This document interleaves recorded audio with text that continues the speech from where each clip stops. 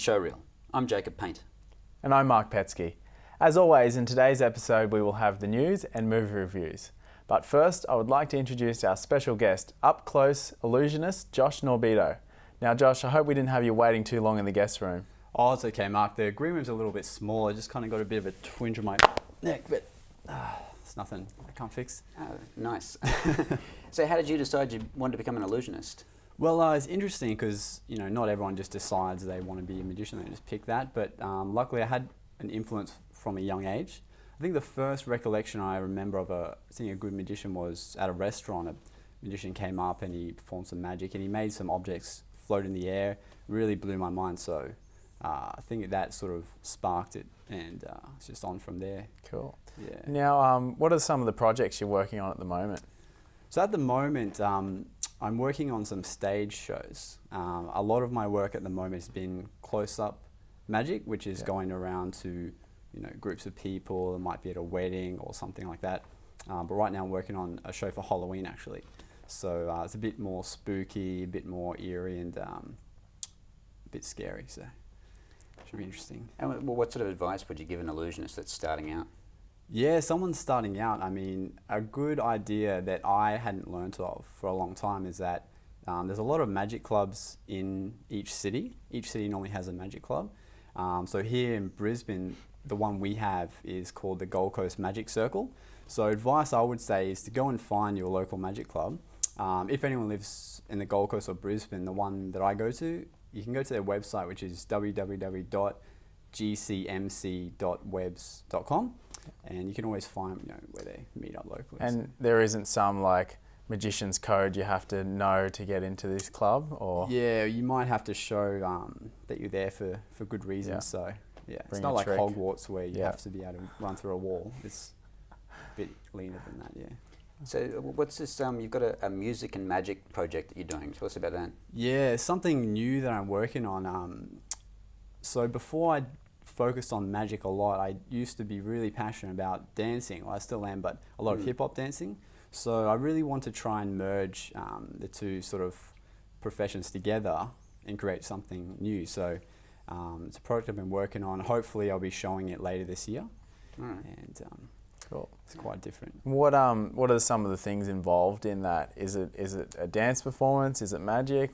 Yeah, it's almost like a story. So you have music playing, and the idea is that it's very theatrical, and the music will be playing, and I'll be doing like a lot of isolating to the beats while producing roses and doves and things like that. Sounds pretty cool, yeah. Yes, it's interesting. While trying to keep, you know, on the beat. So Yeah.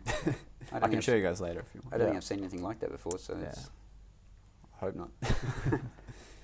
Excellent. So, what are your some of your inspirations to performance? I know you've delved in a little bit into your dance background, but what are some of the inspirations you've had for performances you've come up with, or new stuff you're doing? Yeah, when I first started, when I really started researching illusionists and magicians and people that perform a lot, I used to get a lot of my inspiration from them. So there's a magician that mainly only magicians know of. His name is David Stone. He's a French magician. Really nice and elegant, really, you know, pretty magic to watch. But now I think my inspiration comes from other things. So a lot of dance shows or dance routines I'll watch, I get ideas how I can sort of add my magic to sort of enhance that. And I guess that's how you set yourself apart from other magicians, whereas if you're just being influenced by past magicians, then...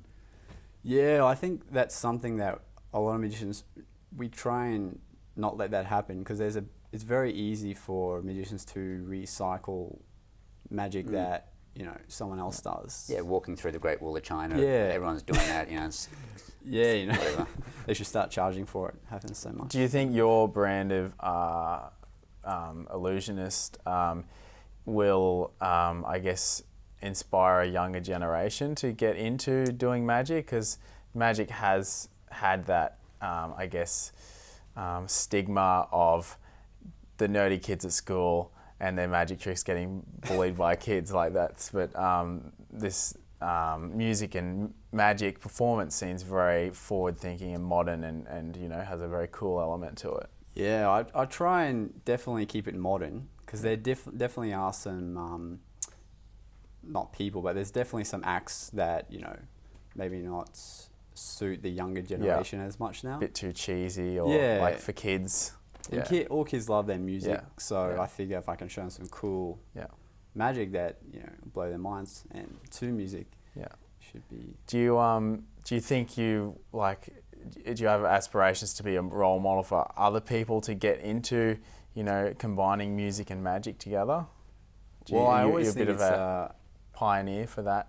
Yeah, I mean, they're two different disciplines, so it is rare that one person will learn, a few disciplines. Yeah. So maybe not necessarily to, create a generation of magic and music people, but maybe for people who enjoy magic already that do something else, I'd like to inspire them to start incorporating other things they do that really shows who they are.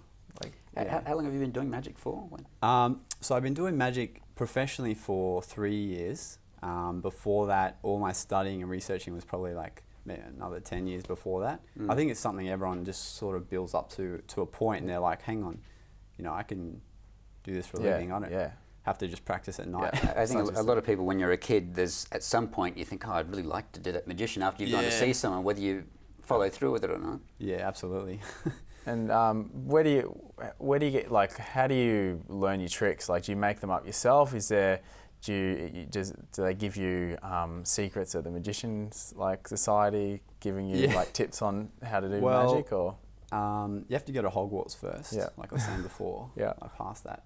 But other than that, so when you're in a Magician Society, they can sort of direct you in how to learn the tools of the trade. Is there some basic skills, basic tools you can kind of use to start building, incorporating tricks like misdirection and stuff like that? Yeah, for sure. Depending on what type of magic you want to do.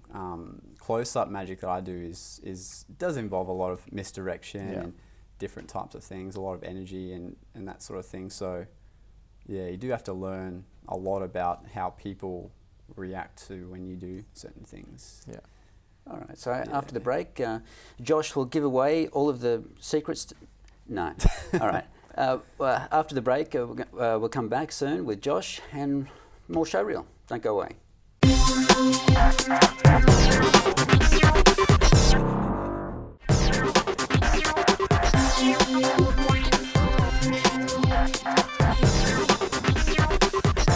Welcome back to Showreel. Afonso's Cuaron space thriller Gravity set a new record for a box office opening in October, with an impressive $55.6 million US.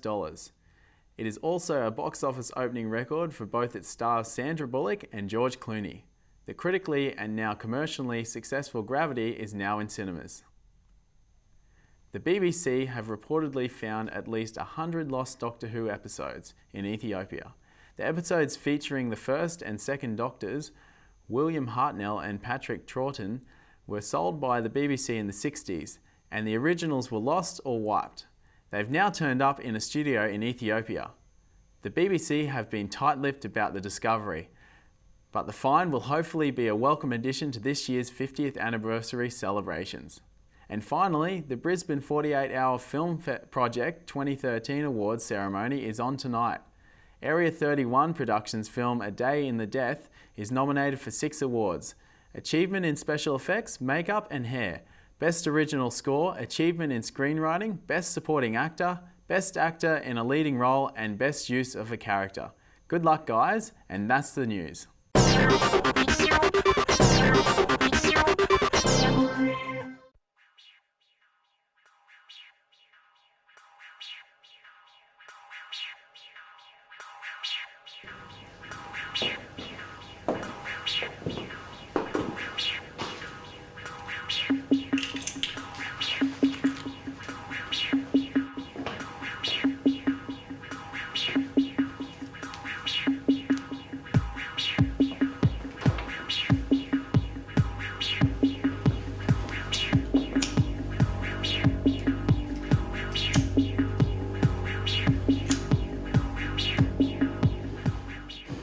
us for the Trick or Thread show, coming to you on October 26th. Go to mysteriousproductions.com and we will see you there.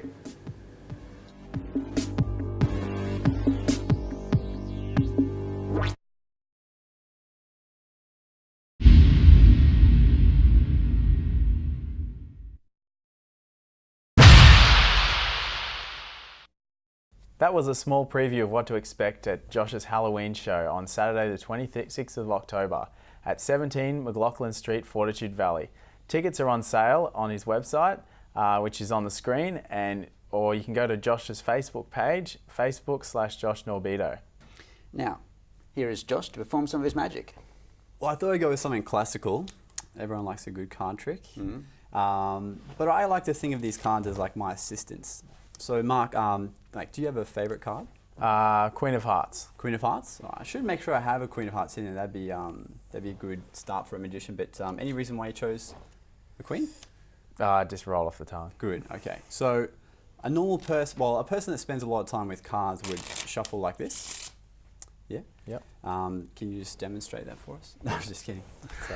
But if I want to find your card, what I need to do is just get my assistants to act accordingly and shift around a little bit, and hopefully Queen of Hearts. That's pretty interesting. So I try to find a way to use that to my advantage, but sometimes I can put as much work into my assistants as I need, but it just won't go accordingly. So I built a little device here that I'll show you guys to help me with my magic. So what we'll do, Jacob, so I'm just going to drop the cards like this, and at some point just say stop, okay? So give us a try, so just say stop when you're ready. Stop. Stop there. So have a look at your card, and you don't have to show me, but you guys can see it. Now just hold it in your hand like that for 1 second. Face down, yeah.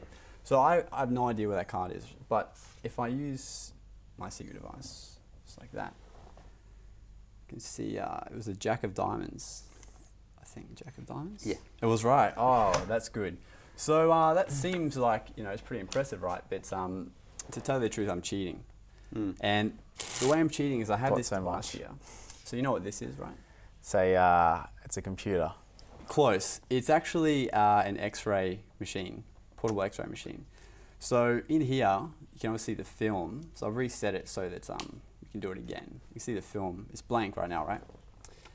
So let's try this. I'll leave it there for a second, but we'll try again. So this time, Mark, you say stop this time. Yep. Okay. Stop. Stop there. So just put your hand out. This time we won't look at it. Yep. Just the other way, so you can keep it on your hand. Yep. Yep. So right now you can see the film is empty. All I'll do is just wave it over your hand. So just give me a second. And you'll actually be able to see that now you have an X-ray of Mark's hand. I'll take it out so you can actually see that. And so it's a 5 of clubs. So now I could actually bet you there would be 5 of clubs. Have a look. Obviously, they're the 5 of clubs. 5 of clubs.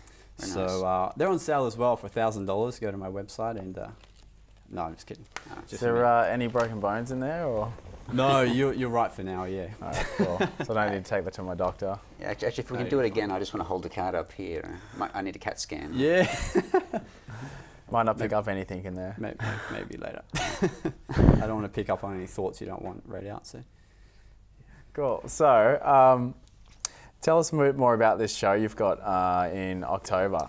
So how did you come up with the theme of Halloween? What drew you to that? Yeah, well, I really wanted to try a different area of magic, like in performing wise. So I thought it'd be really cool to do a more serious type piece. So this is it's still entertaining and funny in parts, but it's a bit more eerie and stuff like that. Any blood and gore? Yeah, there's a little bit. One of the magicians in our show, he's going to put a sword through someone's neck. Yeah. So be there for that. Have to wear protective goggles to watch that one. Yeah, well, be a bit of splatter.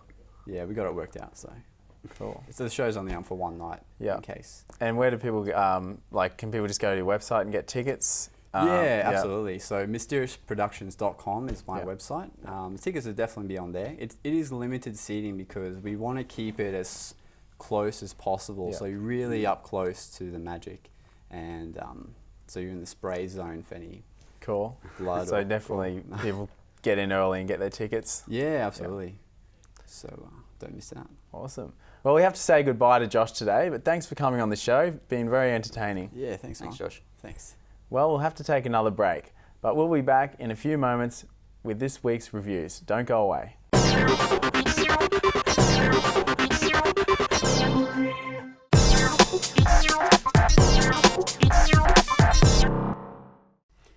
Welcome back to Showreel. This week, Mark reviewed Ron Howard's latest film, Rush. But first up is my review of the Italian film Cosimo and Nicole. Let's take a look at the trailer.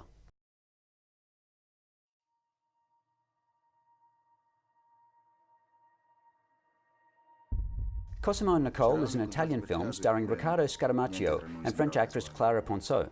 The story follows two star-crossed lovers that are completely carefree, following the wind wherever it takes them. Starting in France, we see the extraordinary way the two meet, and their boundless love is established through their mutual disregard for others, and that staple of European cinema, the sex scene. They then say goodbye to their French bogan family and head for Italy. They become friends with a concert organiser who later employs them in Italy, and soon after, their lives take a turn for the worst. There is an illegal immigrant, moral dilemmas, some more sex, and as you would hope for such a movie, their love is finally put to the test. From the outset, the story is interwound with interview clips of the two lovers separately telling their story. It's not explained why they are detailing their story in such a way, or even who they are talking to, although it seems apparent by the mood and setting that they have gotten into trouble, and this might be some sort of official record. Ultimately, it's just a tool to narrate the story while reminding the viewer that things are going to turn sour at some point. I like to go into movies with only as much info as I need to get me through the door, and I went into this simply knowing it was an Italian romance starring a pretty French actress. Yes, based on that, I'm not sure why I was there, apart from being in the mood for something a bit different. But Cosimo and Nicole turned out to be a romance with a bit of an edge, generally trundling along at a decent pace while confronting the characters with moral questions about things outside of their relationship. How they deal with these issues is the heart of the film, and this integrates nicely with the other very topical social issues that are explored. All of the performances were strong, and the cinematography was, for the most part, pretty good. Cosimo and Nicole ended up being quite a satisfying and enjoyable film on all fronts, and I guess on at least half of the behinds. 3.5 stars. The Italian Film Festival runs in Brisbane until the 22nd of October. If you're keen to see it, there are 2 more screenings of Cosimo and Nicole at the Palace Cinemas in Brisbane, both at around 4 on Sunday and Monday. Now it's over to Mark with his review of Rush, but let's take a look at the trailer. From Academy Award-winning director Ron Howard. This is an incredible battle. Based on a true story. To be a champion, it takes more than just being quick. 2 rivals. I can beat this guy. Driven by one desire. Just give me the drive. You have to believe it to make it possible. I've been waiting for this my whole life. Rush in cinemas September 13. Rush is based on the true story of James Hunt and Niki Lauda, who are both chasing success as Formula One drivers. The movie follows the rivalry of these 2 drivers, who are both very talented but complete opposites in the way they approach life and racing. James lives life on the edge, taking a lot of risks, using his good looks and charisma to get him what he wants. Niki is very calculated, never takes more risk than he has to. The story follows the battle between the 2 drivers to claim the World Championship, while also delving into their personal struggles. I came into this movie with high hopes, being a big fan of Ron Howard's work, and he certainly delivered with Rush. It is visually amazing, the racing scenes left you on the edge of your seat, and the story kept you enthralled. I felt Chris Hemsworth really proved that he is more than just the God of Thunder. He nailed the English accent and owned this role. I think there is big things to come for Chris Hemsworth after this performance. His co-star Daniel Bruhl was equally impressive, making an extremely entertaining rivalry between these 2 leads. I thoroughly enjoyed this film, and I'm not a big car or racing fan. I give this movie 4 stars, definitely a must-see. Yeah, well, so I saw the trailers for Rush, but I wasn't sure what it was going to be like, and I've heard mixed things about it. Well, I came into it, I guess, thinking Chris Hemsworth, he's been a bit of a neutral actor, like he hasn't really done anything that shows, I guess, any kind of emotion or anything outside of this, glorious steed of a guy. And this wasn't that much of a stretch, but it did show some of his vulnerability and diversity as an actor. It's still very typecast to, being the hot guy who gets the girls, but I was very surprised by the way he took on this character and did such a great job. I think he has a lot more talent than he's given credit for, and I think once he's given some roles that are a little bit more, I don't know, I guess a little bit more edgy or something a bit outside of his comfort zone, I think he's going to be, a force to be reckoned with in the future. Okay. Yeah, well, at my screening, the actress Clara Ponceau, she was actually doing there for a Q&A afterwards. So that was interesting to hear her talk. She actually learned Italian just for a couple of weeks before starting the movie. Yeah. And, I guess it'd be hard to tell whether she's actually has a good Italian accent and whether, not being Italian, you'd probably have to get an Italian critic to tell you whether her performance was actually great. But how did you find, did she, even through the language barrier, did you find she emoted the role? Yeah, I thought they all did a very good job, and she was very good. So it'd be interesting to see what comes of her. Someone asked her whether she had ambitions to go to Hollywood, and she said, well, she doesn't speak English, so Hollywood's not going to come to her. Yeah. Although she did mention that she's done a photo shoot with David Lynch, so whether that leads to something. Who knows? It's I think French actresses are normally better in French films, as far as I'm concerned. Like Marion Cotillard and people like that have kind of been wasted in Hollywood. Yeah, yeah. And what do you think the main difference between, say, the Hollywood structure and the European structure of films that you've found? Well, I guess European films are a lot more free in certain things that they depict. I mean, obviously there is all of the sex and whatever else that carries on in them, which is just normal for them. Yeah. And she was probably a little perplexed at all of the questions about that aspect of the film by an Australian audience. I guess the Australians are renowned for being a little bit, reserved than other cultures, and especially compared to Europe, things like nudity and sex as well. But do you think this is a type of film that would reach a not so open-minded Australian audience, or do you think you need to come in to this movie with an open mind?